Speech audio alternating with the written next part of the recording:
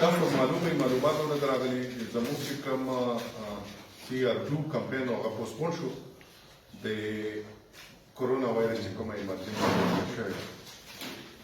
دغه سلسله کې تاسو ته ټریننګ روان دی چې زموږ څومره سټاف دی کو د کمیونټي دی کو د WHO دی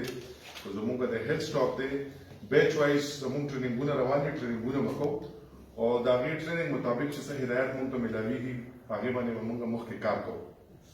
چونکه دا ایمرجنسي دا او د کورونا وایرس وبای شکل اختیار کړي ټول دنیا کې خورو شو او زموږ ملک ته هم راغلی دی او بیا خاص کر زموږ ډیسټریکټ چې کوم دی ډیسټریکټ کورم ډېر سنسټیو دی تاسو ته پته زایرین راځي خلک د بهر نه راځي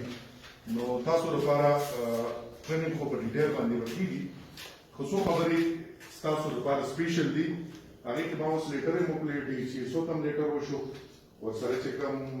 پیو دی هغې ته هم لیټر وشو چې زموږ څومره سټاف دی هغو ټولو ته مونږ لیټر یې وکړلې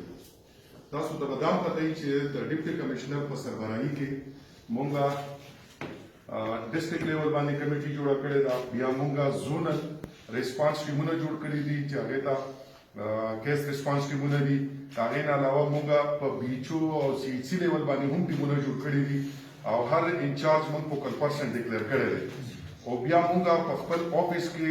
کنټرول روم جوړ کړی دی انفارمیشن ډیسک دی د هغې خپل فوکل پرسنز دي ډاکټر جاوید دی او سره کلیم دی چې دا به مونږ فیلډ سره رابطه کوو کمیونیکیټ کوو به کو داسې چېرته سسپیکټډ کیس وي د بهر نه راغلی وي نو تاسو مونږ اطلاع راکوئ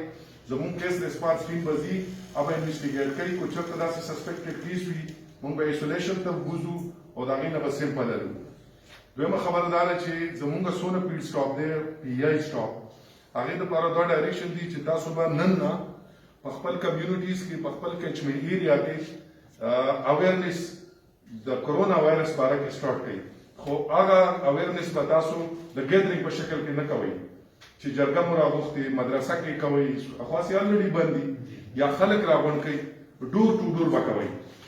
یو کس سره میلاویږئ به هغه سوشل ډسټنسنګ چې کوم مونږ وایي که نه ډسټنس به ساتئ هغې ته به هدایت ورکوئ چې یا دا بیماري داسې ده چې دا د اور غوندې خورېږي او بنیادي خبره دا ده چې مونږ او تاسو احتیاطي تدابیر اختیار کړو بازار ته نه ځو بلا ضرورته اسپتالونو ته کم ځو بلا ضرورته بالکل اسپتال ته نه ځو کو یو مریض وي هغې سره یو اټینډنټ وي لس کسانو سره نه راځي دغه شان کلي کې جومات کې حجره کې دا ګیدرینګ کول جلسه کول جلوس کول یا داسې بله څه اجتماع کول په دې باندې پابندي ده دا ولې چې دا مونږ ته شونکې دا د الله پاک او د هغه د پیغمبر هم هدایت دي چې احتیاطي تدابیر به مونږ اختیاروو دې نه علاوه تاسو ته پته لاس میلاوول شو دې نه یو بل ته لګي دا به مونږ نه کوو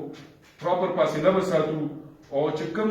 سسپیکټډ کیس وي یا د هغه فیملي وي نو پکار ده چې هغوی د ماسک استعمال کوي او پراپر مونږ ته انفارمیشن راځي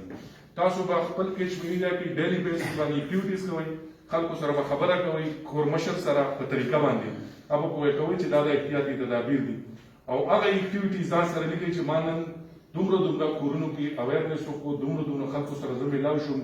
علما کرام دي سیاسي قایدین دي مشران دي په دې باندې به انشاءالله تعالی زموږ ټول ټیم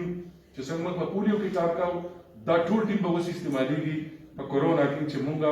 چې کوم پریونټیو میجرز دي هغه پبلک ته ووایو او تر اوسه پورې موږ سره الحمدلله پازیټیو کیس نه ده راغلی کورمې ته خو چونکې دا یو حقیقت دی چې دا بیماري داسې ده چې دا به خورېږي زموږ کوشش به دا وي چې کم از کم زموږ ډسټرکټ ته را نه شي او که راشي نو چې هغه مونږ دونه اویرنس کړی چې خلک پوهېږي چې خوره نه شي ټیک ده انشاءالله باقي تاسو خپل ټریننګ جاري ساتئ ډېره مننه